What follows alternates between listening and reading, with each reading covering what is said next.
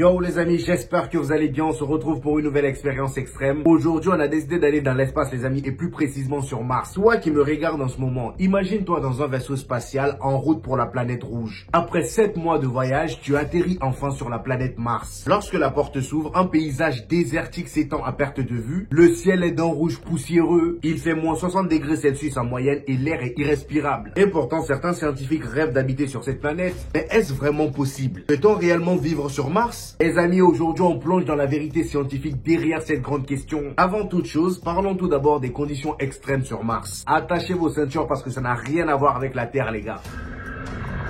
Le premier mot que j'aimerais que vous reteniez les amis, c'est le mot colonie. Une colonie martienne désigne tout simplement un établissement humain permanent sur Mars où des personnes pourraient vivre, travailler et se développer de manière autonome. Pour qu'une colonie fonctionne, elle devra inclure des infrastructures vitales, ça c'est clair. L'objectif ici est d'arriver à une autonomie maximale. Compter sur un ravitaillement de la Terre serait extrêmement coûteux et risqué. Maintenant qu'on sait ce que c'est qu'une colonie, on peut continuer. Parlons des conditions extrêmes sur Mars, parce que je trouve important de comprendre à quel point cette planète-là n'est pas notre amie. Déjà en termes de température les amis, dites-vous qu'en moyenne il fait moins 63 degrés Celsius. Oui, là déjà ça donne un ordre d'idée, on ouvre le bal. Et dites-vous les amis que moins 63 degrés Celsius c'est rien, car moi là même il fait chaud. Parce que la température peut chuter jusqu'à moins 125 degrés Celsius. À titre de comparaison, en Antarctique les températures peuvent chuter jusqu'à moins 80 degrés Celsius. Et pourtant même en Antarctique il y a de la vie. Sauf que là sur Mars c'est pire. Vous allez me demander pourquoi il fait aussi froid. Tout simplement parce que l'atmosphère est trop mince pour piéger la chaleur du soleil. Résultat, il y a des variations extrêmes entre le jour et la nuit. Et dites-vous aussi que l'atmosphère est 100 fois moins dense que celle de la Terre et composée à 95% de dioxyde de carbone. Pourquoi est-ce un problème? Parce que déjà les amis, nous avons besoin d'oxygène pour respirer. Ça c'est pas une nouvelle pour quelqu'un. Et l'air martien les amis, en est quasiment dépourvu. Il n'y a pas d'oxygène dans l'air. De plus, une pression atmosphérique aussi faible signifie que l'eau liquide les amis ne peut pas exister en surface. Et l'un des gros dangers sur Mars les amis, c'est aussi les radiations. Contrairement à la Terre, Mars ne possède pas des champs magnétiques globaux pour protéger des radiations cosmiques et du vent solaire. Sur Terre, notre magnétosphère agit comme un bouclier naturel nous protégeant contre ces radiations mortelles, alors que sur Mars, les astronautes seraient exposés à des radiations beaucoup plus élevées, ce qui augmenterait drastiquement les amis le risque de cancer et d'autres maladies. D'autant plus que les radiations ne sont pas les seuls dangers sur Mars. On n'a pas encore parlé de la gravité et des tempêtes de poussière. Sur Mars les amis, la gravité est à environ 38% de celle de la Terre. Cela signifie que si tu pèses 70 kg sur Terre, sur Mars tu pèserais 26 kg seulement. Je suis sûr qu'il y en a, c'est leur rêve ça, vu que les régimes, tout ça là ça marche pas, le sport ça marche pas, ils vont aller sur Mars. On est d'accord que ça semble cool, mais sur le long terme les amis c'est pas du tout cool. L'impact sur le corps humain est incertain. La perte musculaire et osseuse observée chez les astronautes en apaisanteur pourrait poser problème. Donc pour l'instant il n'y a rien de clair autour de ça, mais de ce qu'on voit à long terme ça sent pas bon. Et pour terminer avec cette partie sur les conditions extrêmes, nous allons parler des tempêtes les amis. Sur Mars il y a énormément de tempêtes poussiéreuses et dites-vous que ces tempêtes là peuvent durer des mois et recouvrir toute la planète. Et comme vous le savez, sans soleil il n'y a plus d'énergie, sans énergie plus de chauffage, plus d'oxygène, plus rien du tout. Donc vous voyez à quel point ces tempêtes là sont très dangereuses. Parce que certaines personnes pourraient se dire, oh, voilà, s'il y a des tempêtes, on va s'abriter dans un petit endroit, dans une petite colonie. Non, les amis. Dans la colonie, il n'y aura pas d'oxygène. Et en plus de ça, dites-vous que si un être humain s'aventurait à aller sur Mars sans protection, en quelques minutes seulement, avec le manque d'oxygène, il aura une perte de conscience et aussi une mort par asphyxie. Maintenant, nous allons parler des défis de la colonisation. Et quand je dis colonisation, attention, je parle pas du temps d'esclavage. Rappelez-vous, en début de vidéo, je vous avais expliqué ce que c'est qu'une colonie. Et ben, la colonisation, c'est le fait d'implanter plusieurs colonies. En gros, des établissements vitaux sur Mars.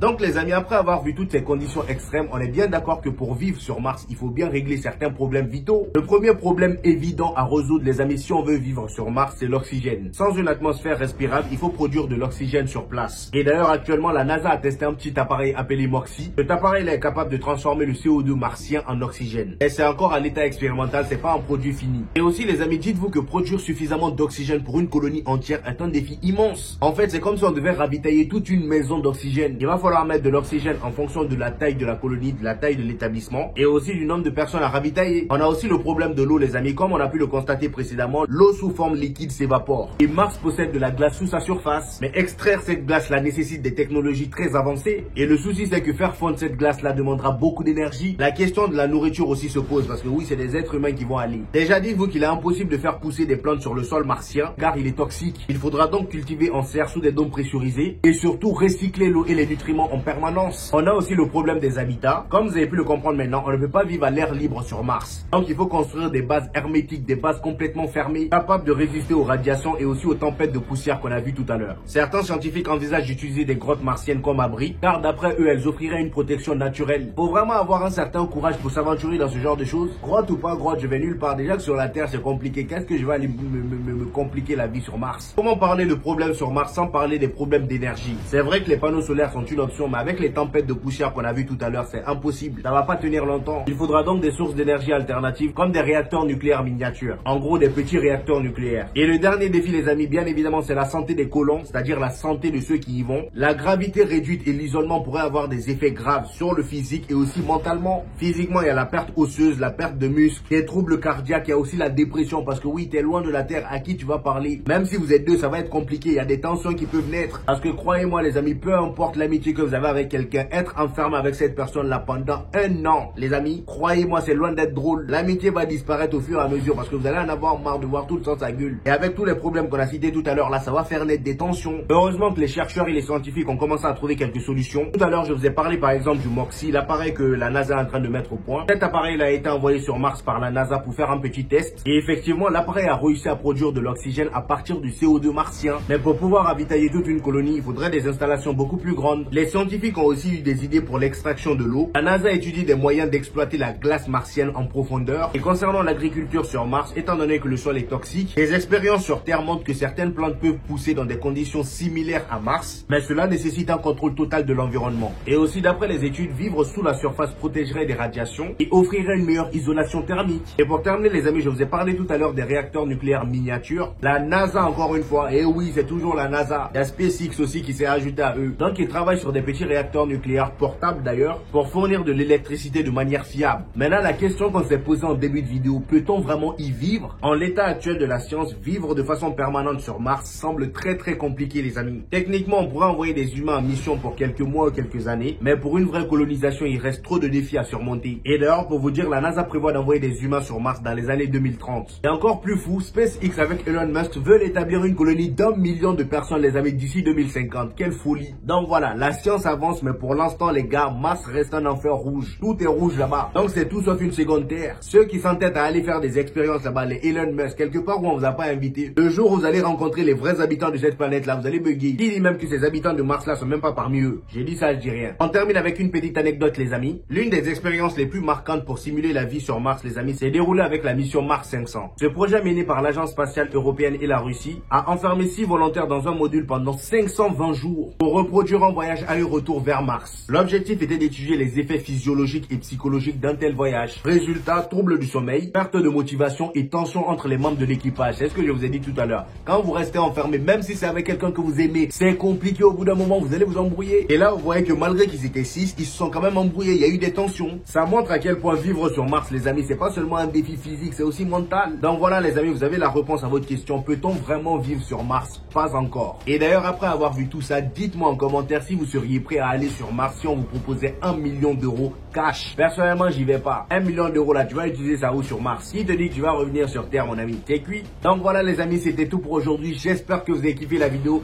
Dites-moi en commentaire ce que vous en pensez. D'ailleurs, j'hésiterai pas à vous répondre. Pour ceux qui viennent de découvrir cette chaîne, ici on répond aux questions les plus extrêmes qui vous passent par la tête. Si vous en avez d'ailleurs, dites-moi ça en commentaire. Sur la chaîne, on a déjà fait plusieurs vidéos où on répondait à certaines questions. Donc n'hésitez pas à aller les voir. Il y en a un même qui s'affiche là sur l'écran. Cliquez pour voir la suite. Donc voilà les gars, n'oubliez pas le petit pouce bleu qui fait toujours plaisir. Ça aide au référencement. Et on se dit au prochain épisode les gars. Peace!